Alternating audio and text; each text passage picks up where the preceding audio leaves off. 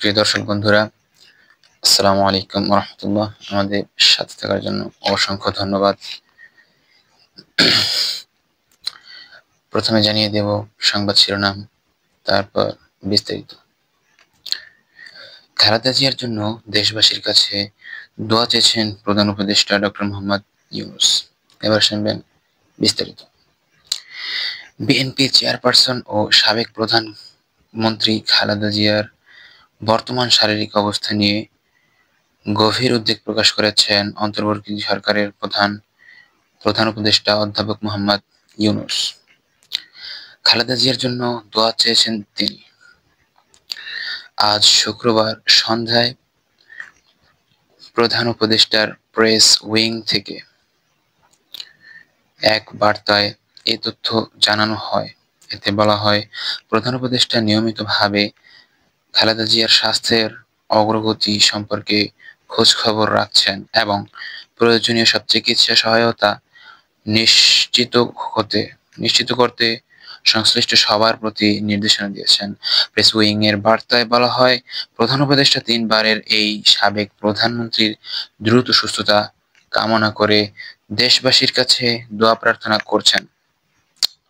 তিনি বলেন, বেগম খালেদা জিয়ার চিকিৎসায় যেন কোনো ধরনের ঘাটতি না থাকে। প্রয়োজনীয় সব ধরনের সহযোগিতা দিতে সরকার প্রস্তুত। গণতান্ত্রিক উত্তরণের এই সময়ে খালেদা জিয়ার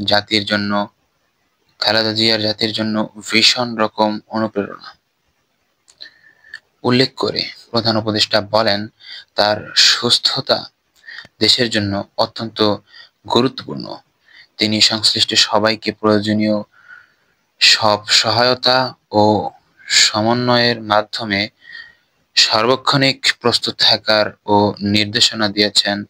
বর্তমানে রাজধানীর এভারকেয়ার হাসপাতালের করোনারি কেয়ার ইউনিটে সিসিইউ মেডিকেল বোর্ডের দেশি-বিদেশি বিশেষজ্ঞ চিকিৎসকের তত্ত্বাবধানে চিকিৎসাধীন আছেন বিএনপি চেয়ারপারসন খালেদা জিয়া।